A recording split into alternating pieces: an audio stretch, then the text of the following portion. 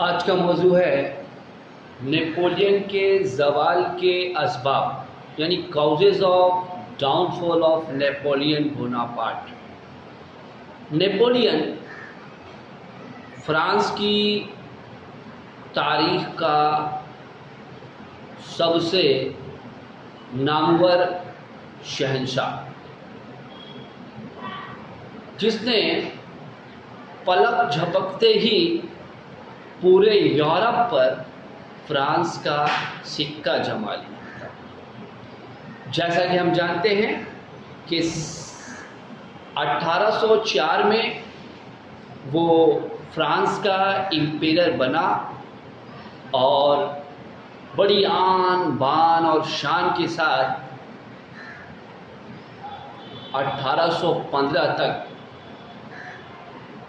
न सिर्फ फ्रांस बल्कि यूरोप के बेशतर ममालिक पर हुकूमत करता रहा। लेकिन हर उरूज को एक ज़वाल है, हर आगाज़ का एक अंजाम है। इसी तरह नेपोलियन बोनापार्ट का भी ज़वाल आया। तो हमको ये समझना है कि ऐसे कौन से असबाब थे जो नेपोलियन बोनापार्ट के ज़वाल के असबाब बने। सबसे पहला टॉपिक हम लोग उठाते हैं कॉमपरस्ताना रद्द-ए-अमल, यानी कि नेशनलिस्टिक रिएक्शंस। नेपोलियन उस वक्त अपने उरूज पर आया जिस वक्त न सिर्फ फ्रांस बल्कि यूरोप के बेशतर इलाके जो हैं वो अफरा तफरी के शिकार थे। हर तरफ खौफ, हरास और इनसिक्योरिटी का माहौल कायम था। ऐसे वक्त में नेपोलियन को सबने अपना मसीहा समझा। सबसे पहले इसने फ्रांस पर अपना तसल्लुत कायम किया। इसके बाद वो यूरोप के जिस इलाके के पर भी नज़र रखता, लोग उसकी फौरी ताकत को कबूल करते, उसकी हुक्मरानी को मानते, इस उम्मीद पर कि उन्हें कम से कम तहफ़्फ़ुज़ मिलेगा, अमन मिलेगा। लेकिन जैसे जैसे वक्त गुजरता गया, नेपोलियन के इरादे जो है बदलते गए। अवामी सोच ये थी कि अगर नेपोलियन हुक्मरान बन गया, नेपोलियन के तहत हमारा मुल्क आ गया, तो हमें अमन, सुकून, चैन, अच्छी ज़िंदगी मिलेगी। लेकिन देखने को इसके बरक्स मिला कि नेपोलियन जिन जिन ममालिक पर अपना कब्ज़ा जमाता, वहाँ ऐसी पॉलिसियाँ अपनाता कि वहाँ के अवाम से ज़्यादा फ्रांस को इससे फ़ायदा हो। वहाँ के लोगों पर टैक्सों का नफाज किया जाता, वहाँ की दौलत की नक्काशी करके फ्रांस लाया जाता। तो जब ऐसी हरकत नेपोलियन करता गया तो लोग जो है रफ्ता रफ्ता इसकी मुखालफत में सफ़ आरा होते गए और कॉम्परस्टी के जज्बे के तहत अब तमाम इलाके, वो यूरोप के तमाम इलाके जिन पर इसने अपने कब्ज़ा जमा रखा था, वो एक गैर मुल्की के कब्ज़े से आज़ादी चाहते थे। लिहाजा कौमपरस्ती और हुब्बुल वतनी के जज्बे के तहत बहुत सारी तंजीमें, खुफिया तंजीमें, दहशतगर्द तंजीमें वजूद में आने लगी और नेपोलियन के फ़ौजियों पर, सिपाहियों पर हमले शुरू कर दिए, उनके ख़िलाफ़ बगावत का परचम बुलंद कर दिया। तो ये कौमपरस्ताना रद्द-ए-अमल जो थी, उसने ही नेपोलियन के ज़वाल की शुरुआत कर दी। फिर दूसरा जो अहम मौजू पॉइंट है नेपोलियन के ज़वाल का, वो स्पेनिश अल्सर या पेनिनसुलर वार भी हम कह सकते हैं। स्पेन यूरोप का एक अहम मुल्क है।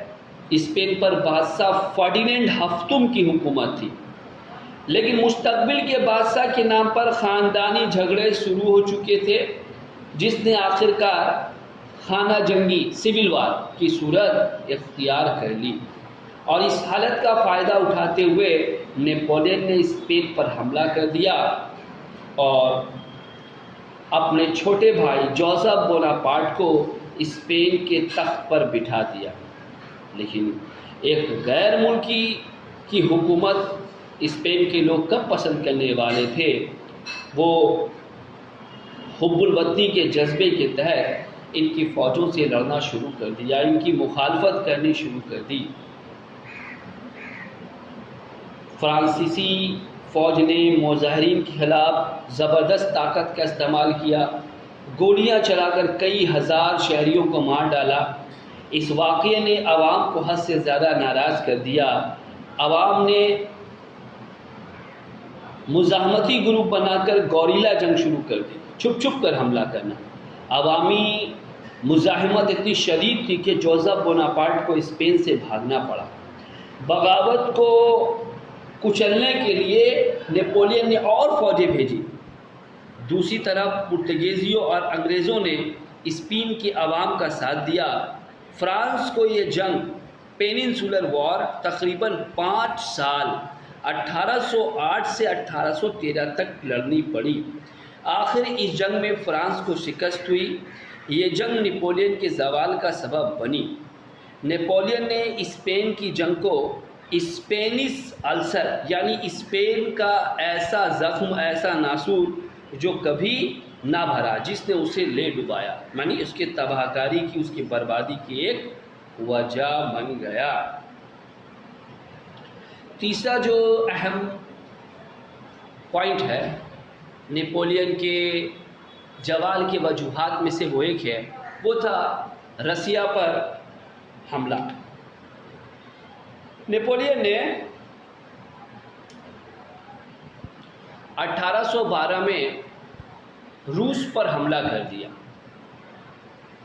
लेकिन रूस ने जो है हिकमत अमली से काम लिया और अपनी फ़ौजों को पीछे करता चला गया। नेपोलियन ताकत के गुरूर में अंधा हो चुका था। उसे रसिया के मौसम का भी गुमान ना रहा। रफ्ता रफ्ता सर्दी का मौसम आ गया और साइबेरिया का सारा मैदान बर्फ़ से भर गया। अब नेपोलियन की फ़ौजों के लिए बड़ी दुश्वारियों का सामना था।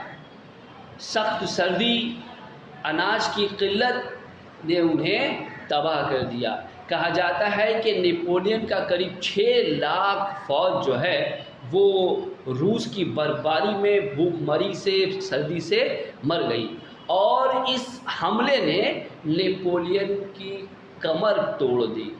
ऐसा ये झटका था जिससे नेपोलियन दोबारा उभर न सका। इसीलिए रूस पर हमला जो है वो भी नेपोलियन के अहम वजूहात में से एक वजह मानी जाती है।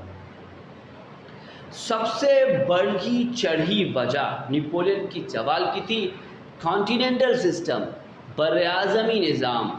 इससे पहले तुमको पढ़ा चुके हैं। बरआज़मी निज़ाम ये एक ऐसी पॉलिसी थी जिसके ज़रिए नेपोलियन जो है बरतानिया को मुआशी तौर पर मफलूज बनाकर उसे शिकस्त देना चाहता था। जैसा कि हम सब जानते हैं कि बरतानिया जो है शॉपकीपर ऑफ यूरोप कहलाता था।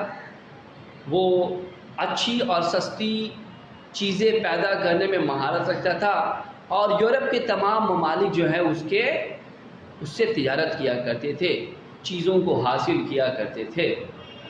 लेकिन नेपोलियन ने 1806 में बर्लिन डिक्री और 1807 में मिलन डिक्री का ऐलान करके बरतानिया की तिजारत पर लगाम लगाने की कोशिश की। उसने तमाम यूरोप से उसके मुआशी रिश्ते को क़ता करने की कोशिश की ताकि इस तरह वो मुआशी तौर पर कमज़ोर हो जाए और नेपोलियन उस पर अपना गलबा जमा सके। लेकिन इसका एक बड़ा खामियाजा जो है नेपोलियन को भुगतना पड़ा, क्योंकि यूरोप के तमाम ममालिक जो हैं वो बरतानिया की बनी चीज़ों के ख़रीदार थे। जब नेपोलियन ने उस पर ऐसी पाबंदियाँ आयद कर दी तो यूरोप के तमाम ममालिक में चीज़ों की किल्लत होने लगी और आवाम जो है परेशान होने लगे।